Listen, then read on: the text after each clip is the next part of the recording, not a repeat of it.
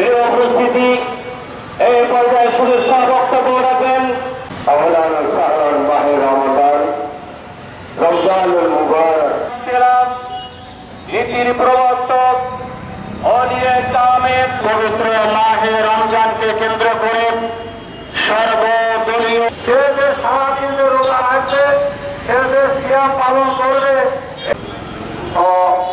মসজিদের খতিব ডক্টর আবু বকর, রোজাদার যারা সারাদিন উপবাস করে রোজা রাখাই আমাদের জন্য মাহে রমজান আমাদের দরজায় হাজির হয়েছে।